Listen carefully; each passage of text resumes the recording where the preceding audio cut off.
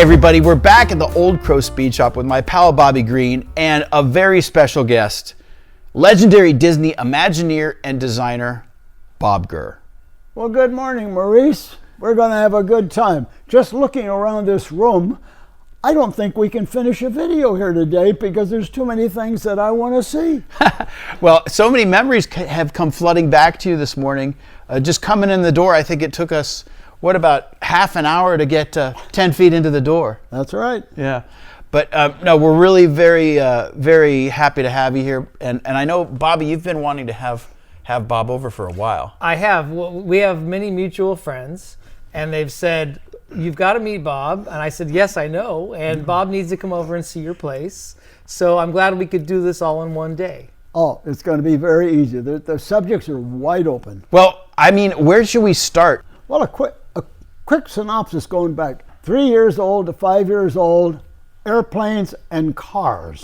That was in my mind, and it is still in my mind today. There has been no change of literally your path of life. Disney got stirred in for a while with cars and airplanes. Well, and that's actually one of the things that was so exciting to me is I know you've been interviewed many times about your Disney career, but less so about your car interests and your time at Ford Motor Company and your designing and the books that you've written about designing cars. So we were really excited to talk to you about the cars in your life and what that has meant to you. Well, you can understand the passion. I just mentioned it because that's how it started. Yep.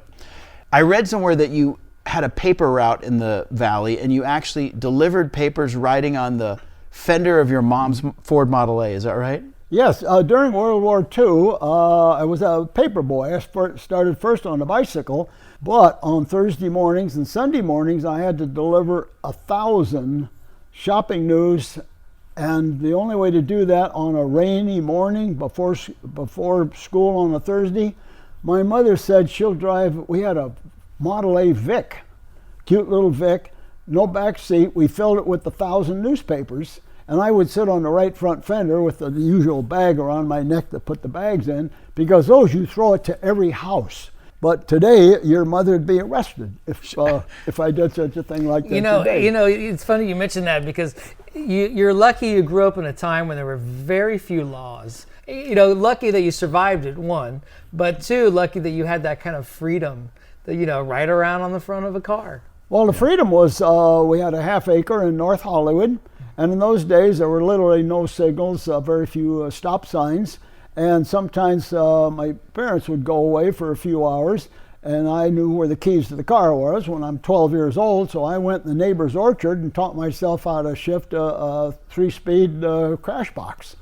And some years later, my father put me in the good car, the DeSoto, backed out into the street and says, okay, you drive. He didn't like me and he was going to test me. We drove to North Hollywood, did the errands, came back, and he never said a word. He was so mad that I'd already taught myself to drive in a crash box where he had an automatic. That's so funny. And this was at a time, too, when there was an explosion of, mechanical innovations, airplanes, boats, cars, motorcycles, and you were in the mix with all of it, right? I mean, it had to have been fascinating to you as a kid. Well, we moved from the Los Feliz area in 1934, which would put me like 3 years old. And within the next couple of years, I would sneak down to the Grand Central Air Terminal, which was only like a block away from where we lived on Davis Avenue. So going to school, airplanes were over my head every day, and it was so fascinating. And sometimes my father would take me to Grand Central where I could see airplanes up really close. Remember, in those days, the Ford Trimotor and the Condor were still prime airplanes, and the brand new DC-3 was just coming into service. To see a brand new DC-3 taxi up to the fence, and I'm looking at this is the biggest, most streamlined thing I ever saw. It just impressed me so great to see that. And then, of course, when the war came along, there were even more airplanes. Cars were restricted, and we had to go 40 miles an hour. You had to have an A ticket to get your 5 gallons worth of gas. But it turned out, in hindsight, those are restrictive times, but my memory is that was the most fascinating of days. The technology of the 30s were just so vivid, one thing after another. I just was so fascinated. I just thought, boy, my parents born me at the right time. We were just right in that 30s, 40s. It was perfect. Bob, you're a creative person, obviously. Were you good in school? A lot of creative kids are bored in school, and they're not necessarily very academically minded. I have no record of not wanting to make something that doesn't exist. And that meant, particularly in the third grade, in wartime, the paper was very precious. There was no paper to draw pictures on. So the little border lines on my test papers, math test paper, I would draw cars and airplanes up, down, or sides of it. And I irritated Miss Thornburg so badly, she talked to the principal of school and said I should be expelled. Wow. So the first notice was doing things my way would get me in trouble. The good part was I was sent to a military academy in Burbank right off the runway of Lockheed Air Terminal, where they were building B-17s, Hudson bombers, and P-38s. So it turned out to be good, and the classes were half size. We were given solid assignments to do something, unlike a public school. So I began to see that doing things my way had payoffs to allow me to just draw stuff to my heart's content. And that led to Disney, drawing to my heart's content any kind of vehicle Walt Disney wanted. And I got to draw it my way. So how did you first meet Walt Disney? I received a call one day to go to the Disney studio. I had a regular day job. I just walked out of the office and went over to the studio. And Mr. Irvine, who was in charge of all Disneyland design at that time, took me out to the back lot where they had a little chassis of a car that had been a homemade thing with a little shop in Montrose, a guy by the name of Johnny Hartman, and they needed a body on it. And Ward Kimball and one other artist had recommended me because we were all in the same car club together, the Horses Carriage Club. And can I just mention, Bob, Ward Kimball was one of the 9 old men at Disney. He was like the legend, one of the legendary animators. Yes. Yeah. Walt was quoted to tell people, Ward Kimball is a genius. And what the definition of a genius is, they can do anything, but only what they want. That meant Walt understood that kind of a person, like some of the other 9 old men. Send them off in a direction, but don't tell them what to do. You have them there because they have a mind that can create stuff that Walt would never even think of. That's a very crucial way to work with people. But Ward was a good example of getting away with things like that. I was fascinated. I would go to his backyard. I never saw a yard that had railroad tracks starting at the street and going down the side of the house.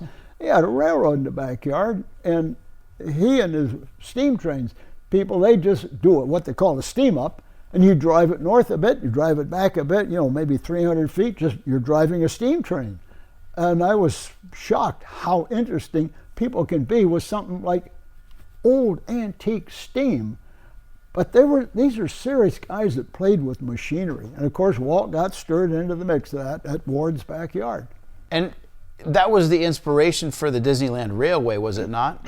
Yes, Walt had gone back into the 30s, roughly around 38, 39, never found a nice park to take his girls to, a little amusement park in the LA area. He knew most of the owners, the local places, and he just got to the idea, he says, well, if I can't find one to take my daughters on Daddy's Day, I'll make one myself. And that was a seed in the late 30s. All the way through World War II, the Korean War, it got delayed all the time. So by 1952, Walt had typed out on a couple of pieces of paper the attractions that he would like to have in his park.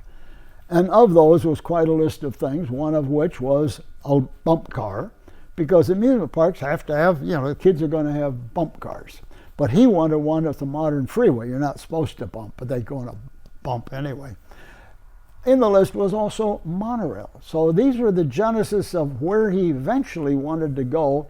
So his task was to gather up people that could do all those things outside of cartoons movies and television. I mean, this was a giant leap into, an utterly crazy idea, but he found people crazy enough that would say, ooh, that sounds interesting enough, I'd like to do that. And that was where I wound up.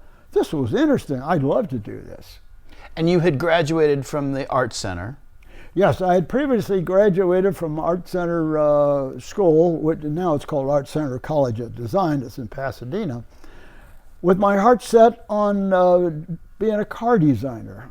I really wanted to be an aircraft engineer, but my math was so bad that I was not accepted into the Curtiss Wright Technical Institute at the Grand Central Airport. Well, cars don't need mathematics. Okay, I'm going to do car bodies.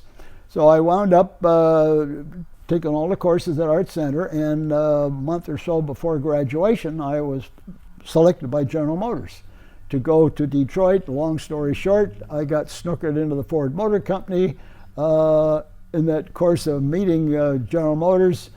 But I was at Ford long enough to be hired away by George Walker Industrial Design, and then of course a year and a day later, being born in California, I said Detroit is a dead end. I wasted all my time in college to design car bodies, and I came back to California, goofed off for a year and a half, and a phone call, go to the Disney studio. I'm looking at a bare chassis, it needs a body. Oh, I can do that.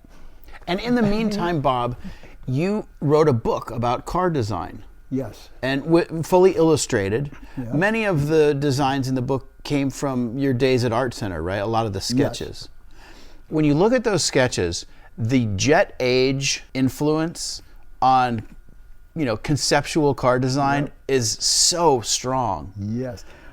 Luckily, in hindsight, looking back to what we would say mid-50s modern in a way, the future is great, the war is over, everything's going to just be absolutely grand. There was a period there that affected furniture, architecture, and particularly cars. We look today at, let's say, the peak of depravity of 58 Olds 98 with slathered chrome and tasteless things everywhere. But not very long after that, we had a Pontiac Grand Prix. But just before that, we had a 55, 56 Chevy. And a 57 particularly. That was such a peak of really being good that was followed by this peak of disastrous 1958s for most of the car companies, level it out into the 60s. And I look back now kind of a wistful that we got away with drawing anything because it was sexy looking. I mean, it was hot looking stuff. Today we have federalized white refrigerators called BMWs scattered all over the world.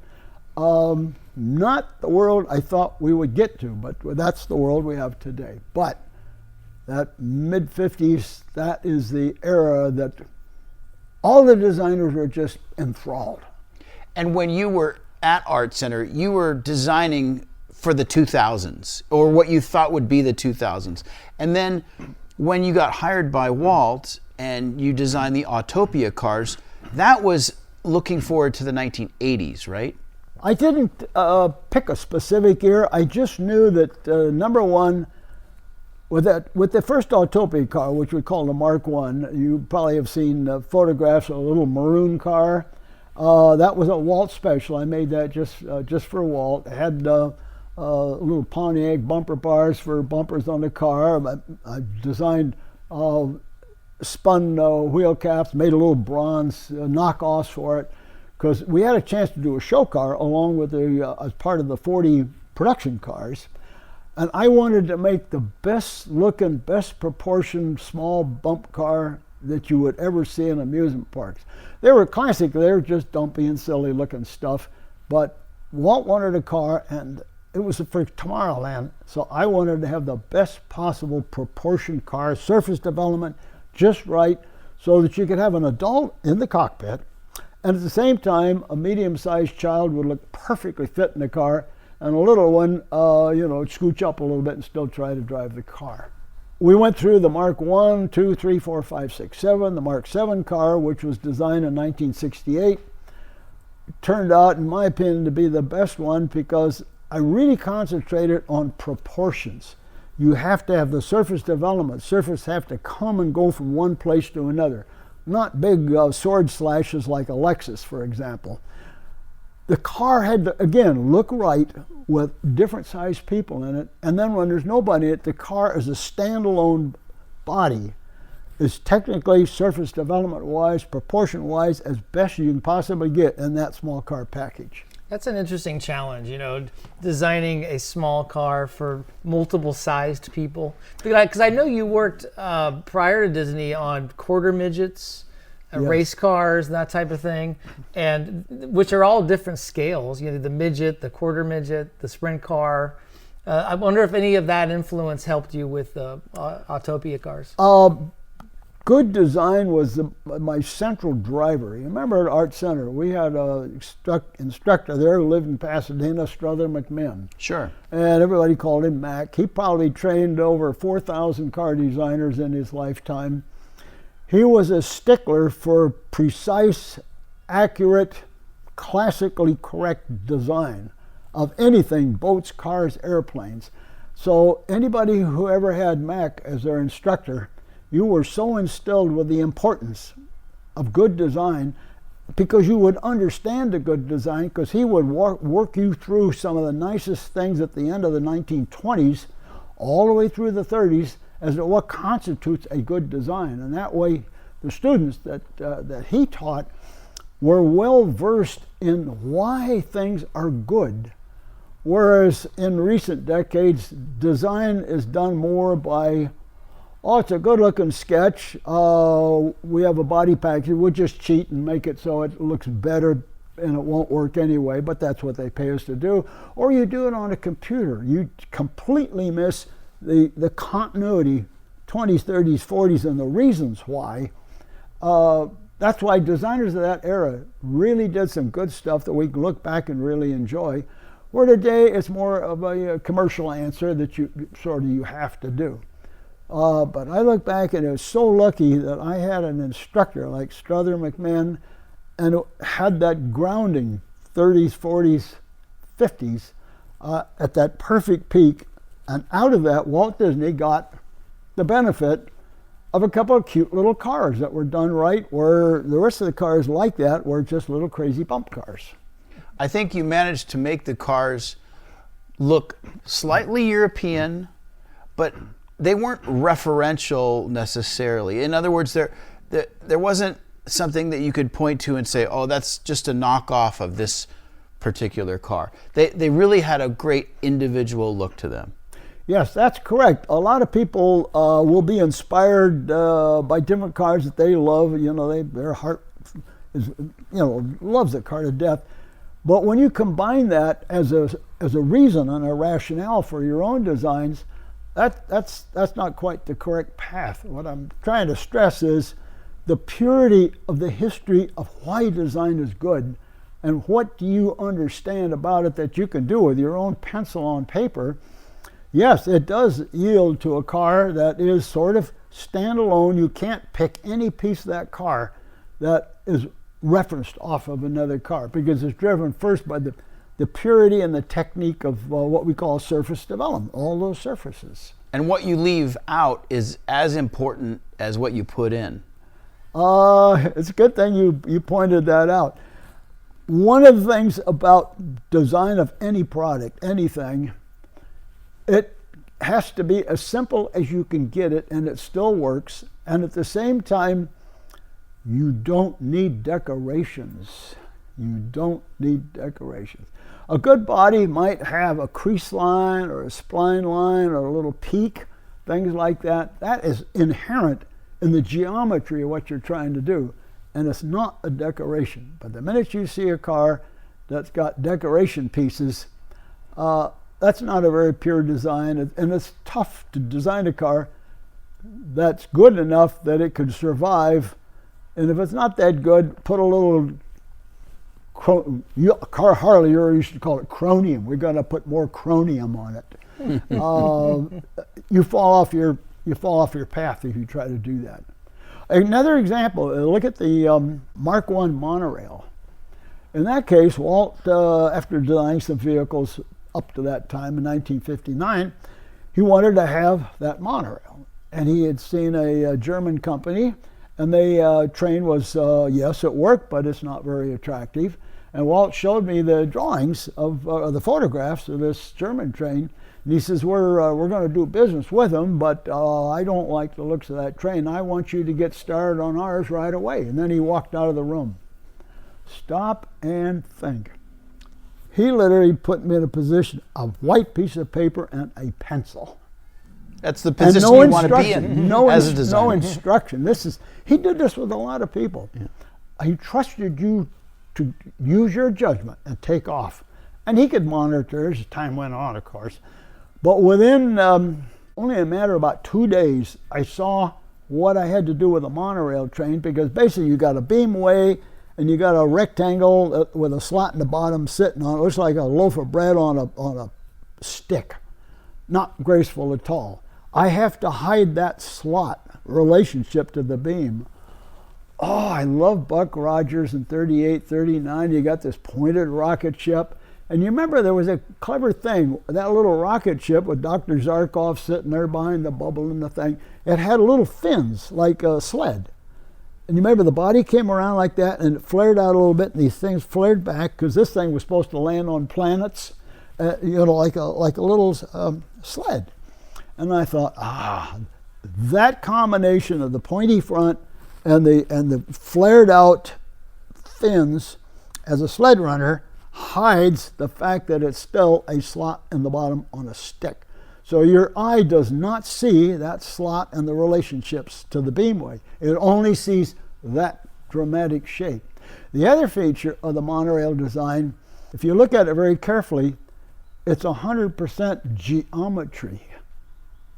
Pure, simple geometry, not anything styled. Whole new shape.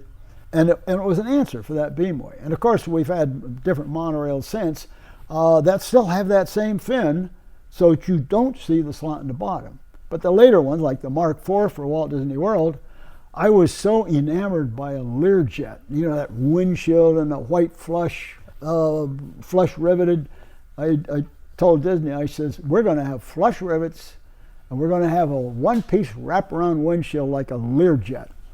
Okay, Bobby, well, we'll do it. Now, and Bob, up till this time, America had no monorail. No. Right. Good point. Yeah. And you had mentioned Buck Rogers as an influence, Yeah. and I know that you owned a Salisbury scooter in 1947, right? Which has a very Buck Rogers look to it. Yes, right after World War II, if you would look at motorcycles at the time, which, we had Harleys and we had Indians and Hendersons. And then, of course, we had British ones and eventually Japanese ones. But in that whole mix, you had a company like, I think it was Influence of North American with their Navion, and there was Salisbury, which made automatic transmissions. They do that, they might as well make a scooter to fit the automatic parts that they make for customers. And it was a completely original, sort of Jetson-styled, crazy-looking thing. The motorcycle people just sneered at me so bad driving that red Salisbury, but it was fast, sleek, simple, difference.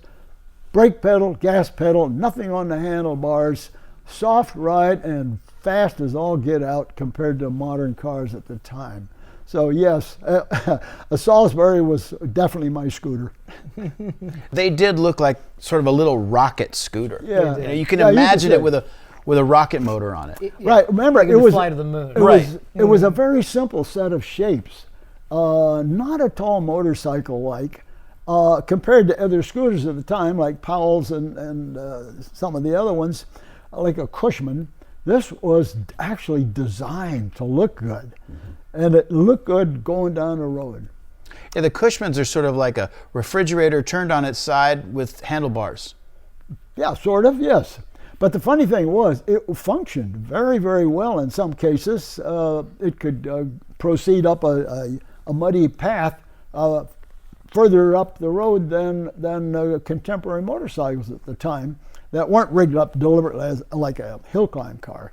So it vindicated itself as it had superior performance besides the fact that it looked like a rocket ship. The Salisbury, yeah. Yeah, the Salisbury. Yeah. Right. And at what point, I'm really curious, because as a person who's been in car clubs for many, many years, I know you were in a car club. Several of them, yes. Yeah.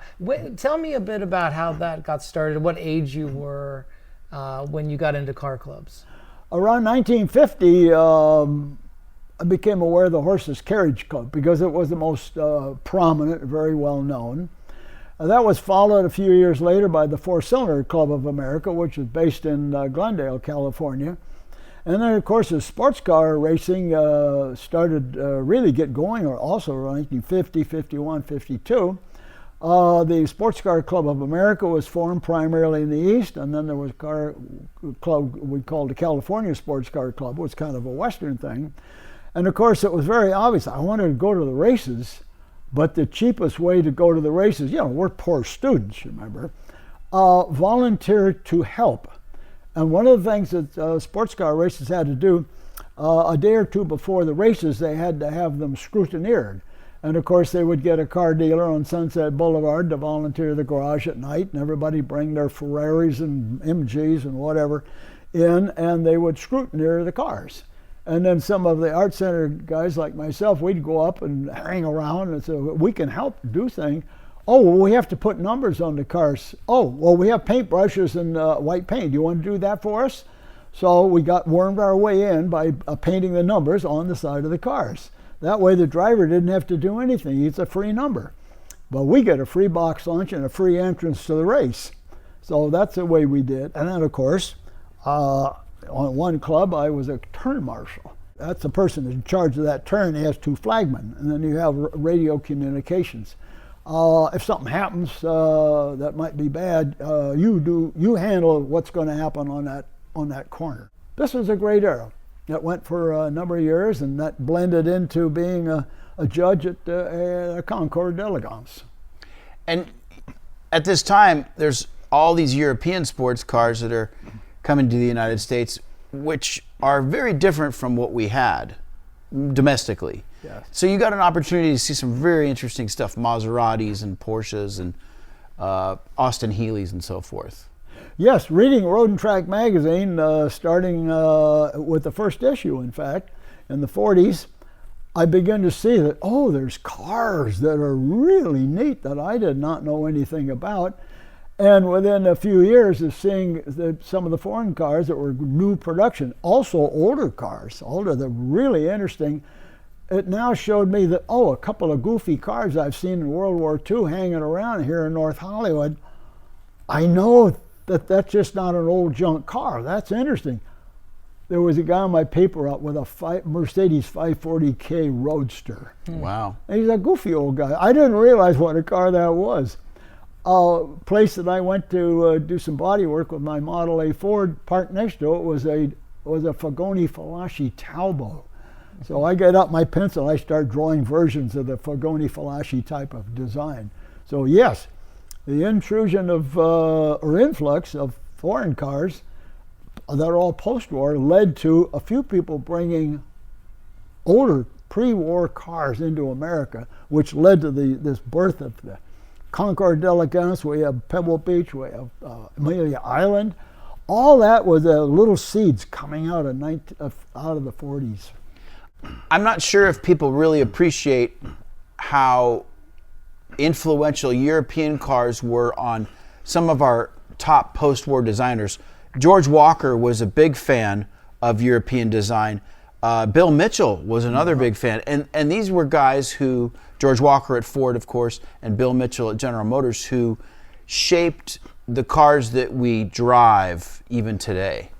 By the time I arrived in Detroit in May of 1952, I had learned through reading magazines like Road and Track and Motor Trend that the car designers in America were chasing all over Europe to learn more about their kind of cars, that are not only the post-war but the pre-war cars. Interesting enough, is some of these designers developed what I would call extremely good taste. Bill Mitchell was a good example. I knew him quite well.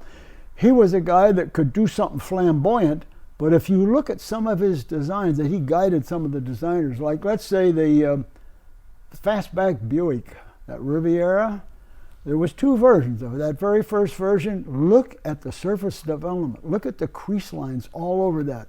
That little sharp back had a little bit of the Rolls-Royce way you do a surface brake. That was driven by Mitchell's understanding of really, really good design. You know, of course, he was, good friends with Strother McMahon. So a lot of these guys, they shared their growing knowledge of what's right.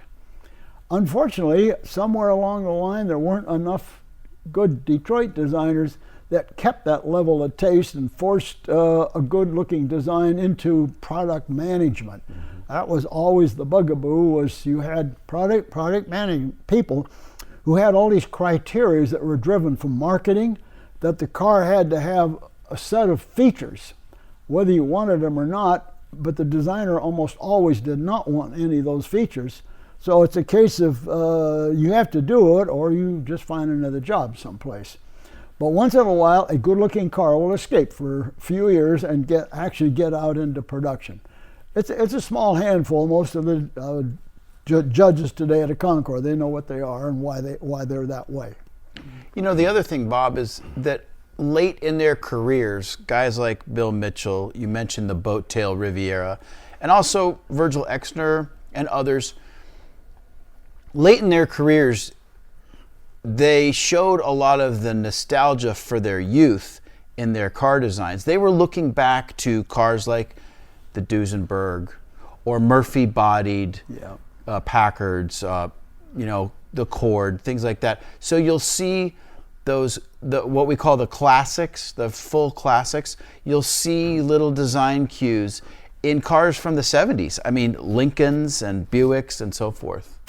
Yes, this is completely true. That's why I was talking earlier about good design accidentally escaped out into production because I believe the power of some of these designers, at the vice presidential level, to say this is important. We have a clay model here we really, really like, and we don't want to mess it up too much. Would you go along with this? That's what it takes for production engineering to agree with what you want to do. Because occasionally, sometimes, the production team that's going to do tooling for pressing sheet metal, you have a lot of limitations to do with how much stress, how much wrinkle you might happen, and they try to talk the designers into softening stuff, taking some of the spline lines out, which guarantees that you can actually produce that by tens of thousands reliably. Right.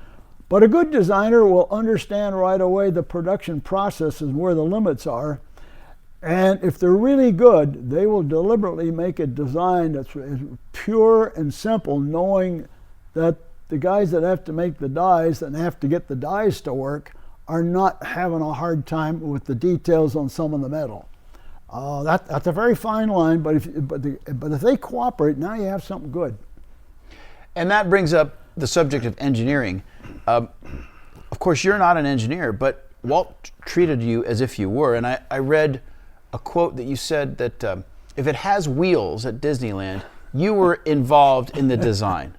Yeah, that's how people describe, but what did Bob do? Oh, well, if it had wheels, I probably designed. That's very, very close. The strange thing was that as I started to design the Utopia car, the Mark I, I'm not an engineer. I never went to engineering school, but I had auto shop and I fussed around with cars all my life. So I had an understanding of structures, materials, how things work, when they don't work. And this little Utopia chassis that had been built turned out to be not appropriate at all. But I didn't know that, and my boss, Roger Broggie Sr., for whom I was assigned to do the work, he didn't know that either. As soon as we dove into that car to try to refine it, to do the body on it, we found it had so many deficiencies. And then it turned out that the fellow that built the chassis wasn't good at doing a body, and since it was obvious we were going to do the chassis, he wouldn't help us anymore. So we had to source all of the components that he'd selected without his input. So we literally had to assay the whole thing. And during that time, I was learning so much every day that I didn't know to get a group of cars, there'd be 40 of them, that would be ready for production by April, and I only started this end of October of 1954 going into 55. That kept leading to additional vehicles, like the antique cars on Main Street. Well, sure, we'll just design a car from scratch. And there's a car that doesn't need any styling. It's a bunch of folded sheet metal on a ladder frame with a bunch of hot rod type of parts in it. Well, that led to a double-deck omnibus. Oh, well, that's easy. I'll just buy a beer truck chassis and construct a body on top of a beer truck chassis, because I needed a drop frame. And of course, that leads to, oh, Walt wants an excursion train to replace the passenger train. Oh, and my boss says, oh, Bobby, you make a train, make it look wood, but make it out of steel. Oh, here's some railroad component parts and catalog, help yourself. So I sort of sideways wound up being a chassis engineer for railroad trains. Then pretty soon in 1957, Walt says, well, he wants a little streamlined train for a couple of years, and Bobby will do it. And so, oh, I get to do a cute little train. Oh, the General Motors train of tomorrow. Ooh, that looks so good, right proportion, the big windshield. So I knew what I wanted to do, but we had no time. I went to a junkyard and bought a 54 Oldsmobile A-body four-door, because I got the wraparound windshield, I got the doors, and that is the hardest part to do in a vehicle. Now I had the cab with the wraparound windshield, and I had a race car guy do build the sheet metal front end, getting Cal metal shaping downtown to roll out the metal for it, because that's where all the race car bodies are built anyway, and then build a train that goes on behind that. So now, I'm doing railroads, I'm doing powertrains, I'm doing locomotives, I'm doing styling, I'm basing everything on a junkyard for the expensive parts. And then comes the monorail, 1959. A whole big train, America's first monorail, big, heavy, up in the air, goes pretty fast.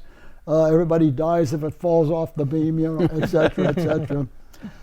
I had no fear to dive into a thing like that, because there's a way some designers work. You look at the whole thing, and then mentally you subdivide everything out and reduce it down into convenient sized things that you can talk to somebody about. We want to build this and we want to buy that. Then it's not intimidating. So it may sound simple, but these are the steps, and to me, it was a logical way people go figure something out. So after a while, even after I retired from Disney, I could do things like a flying saucer 50 feet in diameter for the closing ceremonies of the Olympics in Los Angeles. I could do lighting for Michael Jackson, crazy robotic lighting. Even up in Las Vegas, Steve Wynn wants a sinking ship in front of his building in Las Vegas. Oh, well, that's just more of the same. It's crazy. I think if I was ever educated, I would have been restricted. I would have learned all the things that can't be done, so you shouldn't try. I think when you have a true passion for something, you educate yourself whether you know it or not, because you need those skills to pursue your passion. Now, up till now, we've been talking about a lot of exotic, fancy cars and stuff, but you had mentioned the word hot rod, talking about these Main Street cars. Now, you considered yourself a hot rodder, didn't you? Well, yes. Right after World War II, it was, told you about our Model A Ford with a Vic body. It had gotten a wreck one time and the body had to come off, so I went to a junkyard and bought a 5-window 31 body for $30 and put that on the chassis of the Model A. But at the same time, I met Alex Exidius with SoCal shop, and pretty soon there was all these places you could go buy stuff. And then pretty soon, we get up early in the morning, we'll go to El Mirage, and we'll go out to watch, speed tests out there in the desert.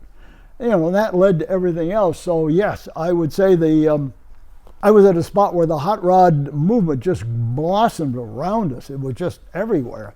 And that, of course, slid into foreign cars, slid into sports car racing, all this thing got mixed up with every kind of racing. But the hot rod movement came out of the 30s. There was guys who were Lakesters. They'd build their own Lakesters and go out to El Mirage and, later Bonneville. But all the suppliers that would tool up and make parts for everybody that would fit basically any Ford chassis, any early Ford body, 31, 32s, it just blossomed all around the Los Angeles area. It would just. And you were in a car club, right, called the Barn Burners? No, Road Burners. Road Burners. Yeah. It was common. Everybody joined a club, and of course we had some guys. Some of them were from Disney, and they're all obviously Ford people. We wouldn't let a Chevy guy near us. Yeah, we had. I had a 5-window 36, and a couple of guys had Roadster, and a couple of guys. Anybody had a 3-window. Oh, I would have loved to have a 3-window. Even today. Yeah, even today, yeah. And most of us, we repainted our cars all the same color, Belden blue, because it was a good-looking medium blue. So we had all kinds of things we invented to do to particularly initiating new people. We took them up on Mulholland Drive and give them a cigar and smoke in the trunk. Oh yeah, and then somebody came up with a Road Burner name, so I went down to the guy down in the Southgate that made aluminum plaques. You just show up down with a little sketch of what you want in 10 minutes. The guy will give you a price. He'll come back next week and you got 20 of them. I still have my aluminum plaque. It got to be, everything was a cult to do with car clubs. And of course, we're all going to Bob's Big Boy in Toluca Lake. And the big thing that a lot of people don't hardly remember was we used to have the back end down and the nose up. Then everything became, you got to have nose down rake. And then of course we had skirts on the Fords. But on the back bumper, you put two little chains and you hang the plate. So that when you drive into the driveway at Bob's, it goes a clink in the driveway and announce your presence. Like a doorbell. This is very, very important. And of course, it got crazy enough that you wanted to get in line at Bob's so that by the time you circle around, you come back around the front, that the car hop will put you in a spot so that everybody's now parading in front of your car with their cars. So it's a very competitive visual show at Bob's every night. Who's got the latest, greatest thing? Who's got a really good-looking T that's all set up good? And that was long before we could get small blocks and put them in the Fords. There's so many little fun things about hot rodding, little things like raccoon tails and wolf whistles, and shaggy interiors.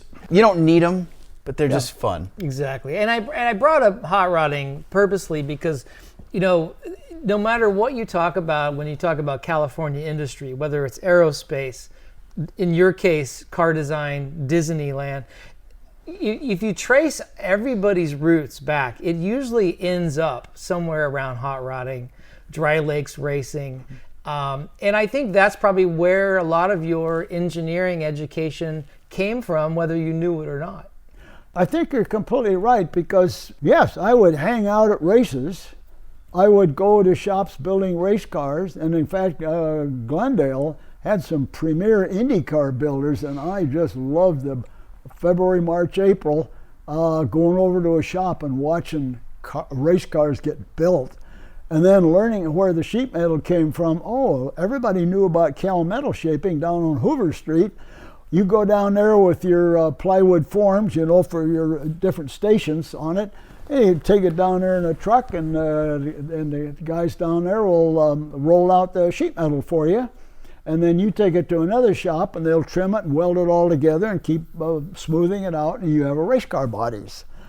Frank Curtis was in Glendale. I love to go to Frank Curtis's shop and watch. Yeah, the fabricators were all over the place, and because we wanted to snoop, I went in there and learned stuff. So yes, I can see now by the time the Walt says, well, I need a body for the car. Oh, the car needs work. Oh, well, I know where to get those parts. I know where we get processes done. Exactly. By the time we get to the monorail, we have 2 trains to build. So that means we got 4 different ends, and they're all the same shape. This is why I think the term Imagineer is so terrific, because we talked about how you weren't a trained engineer, but you were a trained designer. And all of you at Disney were doing something new, drawing on all these separate disciplines. And you had the freedom to just do what you wanted to do. But let me ask you this. Did you have a budget? Did they come to you and say, this is how much we have to spend? Because I can see the cost just running away. That's a perfect question. I get it all the time. Somehow Walt was able to keep the accounting department away from everybody. Okay. And I was always puzzled, why do we get away with murder here? Because, go back to the case of that monorail, that was a giant job at the time. There was no budget. And I asked Dick Irvine one day, you got a guy who can explain to me how you budget? And the guy says, you got a facility.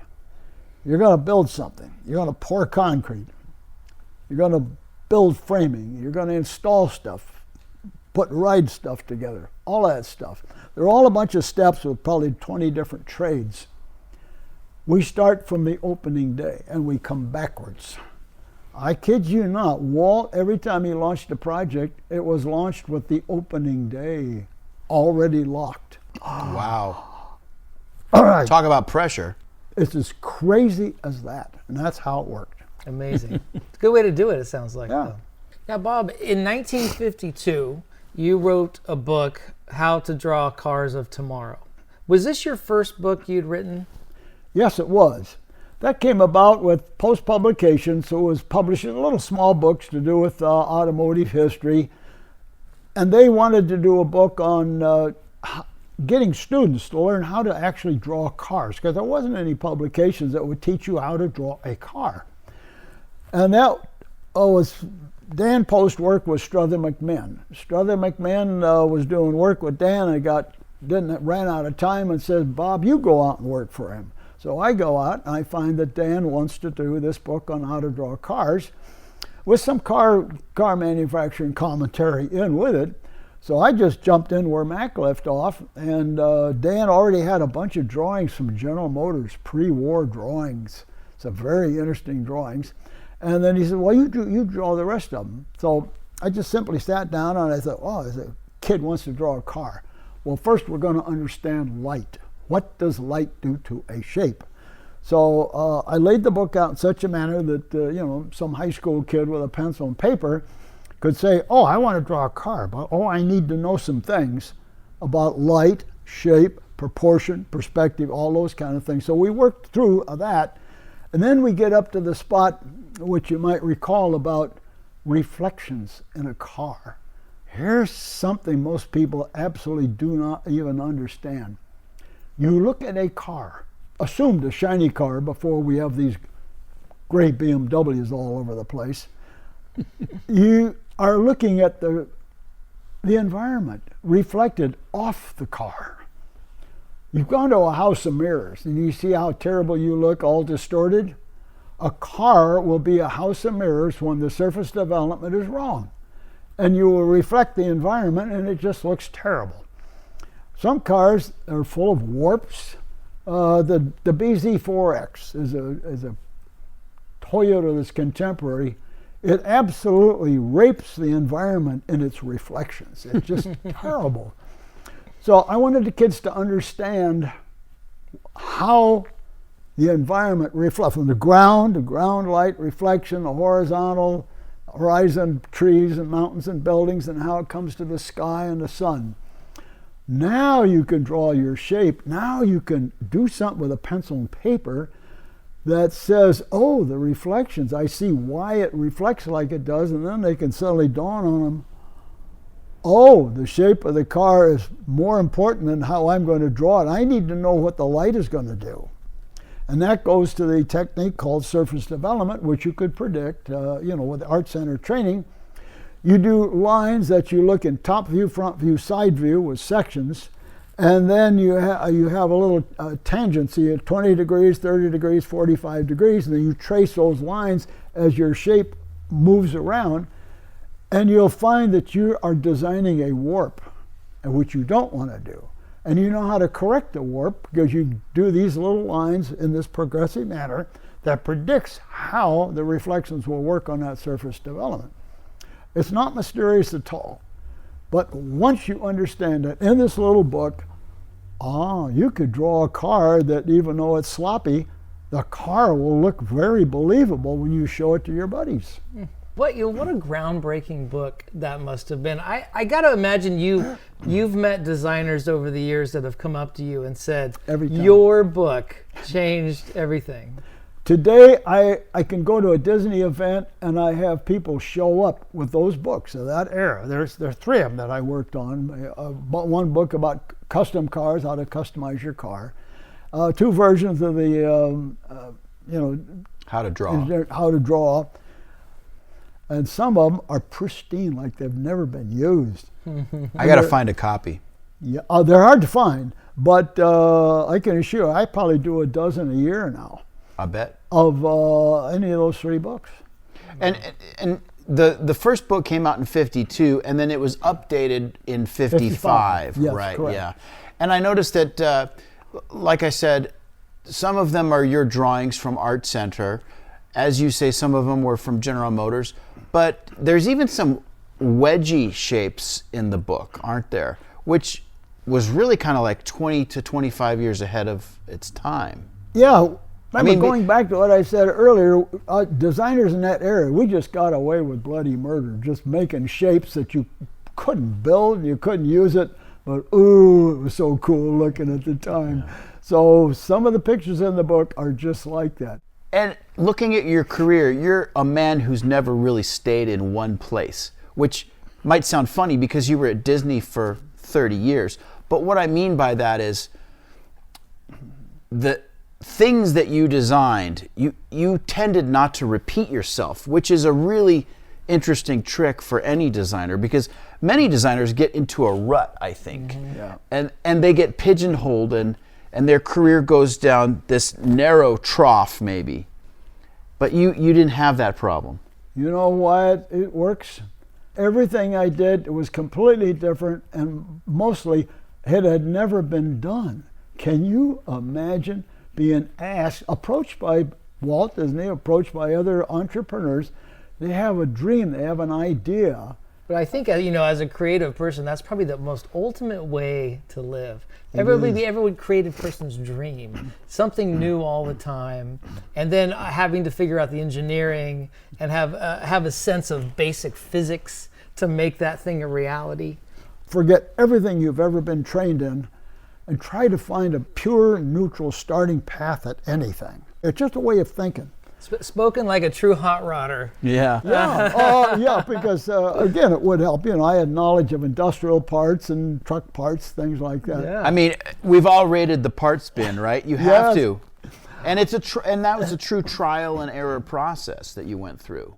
Bob, how about sports cars? You talked about SCCA and Cal Club and working at the track, but have you owned sports cars yourself over the years? And I had heard that you worked on 550 Spiders, Porsche Spiders. I rode in a 550 in Germany with Huschke von Hanstein. He had a windshield on his side, I didn't on my side.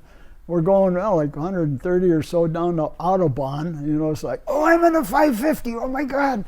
Because it's such a good sounding car, good looking car, still is.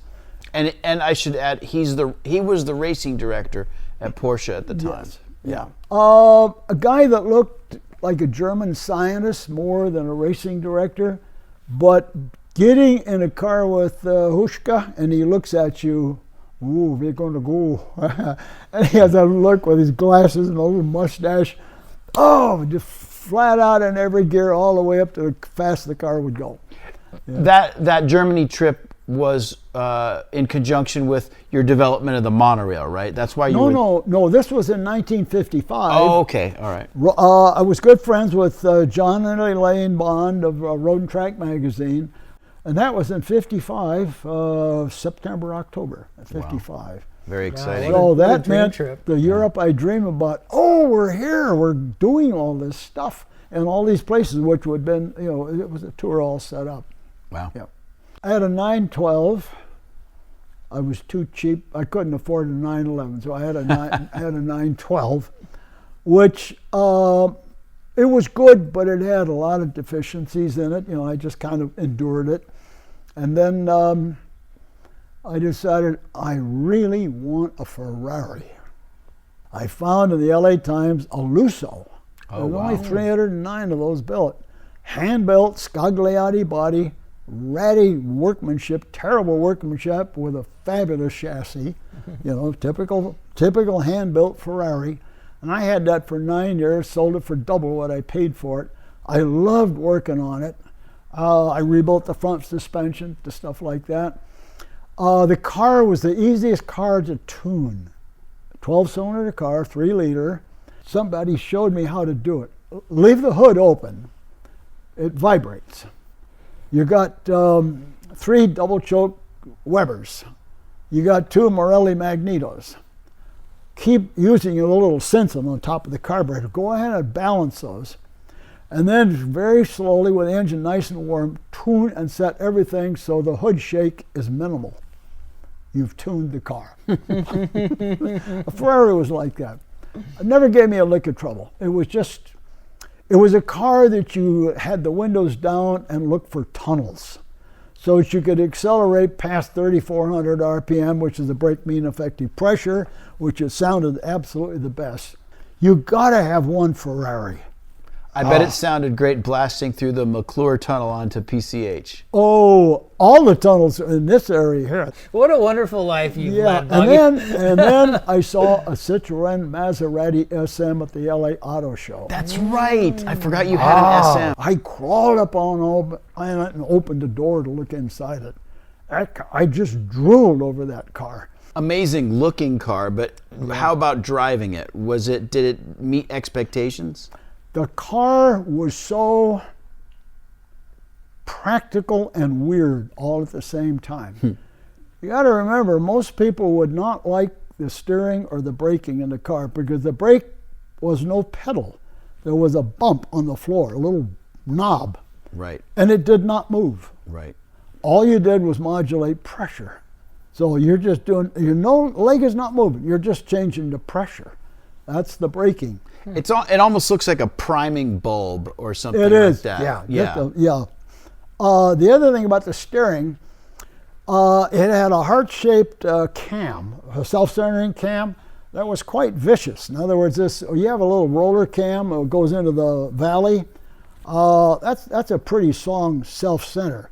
The reason for that was the steering ratio was viciously rapid. I mean, it was strictly Formula One car. Several times it literally saved itself because somebody that suddenly pulled out of a driveway in front of me and I could go bang, bang, like that. And that car was very stable. Boy, you could go down highways that are really terrible at high speed and it floated. It just floated. And also, I have to say, you mentioned earlier, a well-designed car will reflect the environment very nicely, and the SM is exactly that kind of car.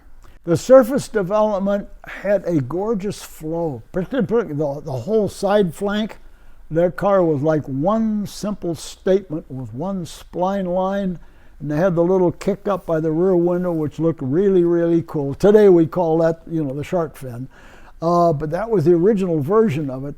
That car was like a single statement, front all the way to the back, the little tiny narrow hips on it in the back. Well, you've certainly had your hands on a lot of different cars. It's interesting though, some of your fondest memories, it seems to me, are of the Model A, which is such a simple little car. The Model A is just a heavier, more modern version of everything, but it did not have the elegance of the Model T. But everybody knew a Model A. It was a modern car. Did everything it's supposed to do, still does. Model A club everywhere. Go to a good Concours of Americana, Model A, Cabriolet with a rumble seat.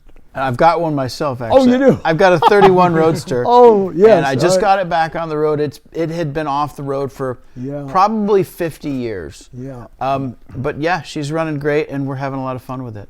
Yeah, it's like driving a Model T. When the engine is cold, you have this little rhythm of how you got to twist your foot on the gas pedal and the starter and reach over, and about how much to twist the choke, turn it to counterclockwise, and how much to pull and then let go, and then spark retard just right, and it runs. There you go. Well, listen, Bob, thank you so right. much for coming in today. And My Bobby, pleasure. thanks for hosting us. Well, my pleasure. I've wanted to talk to Bob for years, and Yeah. it's been a real pleasure to hear your stories. Well, I want to come back. There's so much to see and hear. This will take months for me to see everything I want to see. My kind of guy. Bob Gurr, thank you. All right, thank you very much.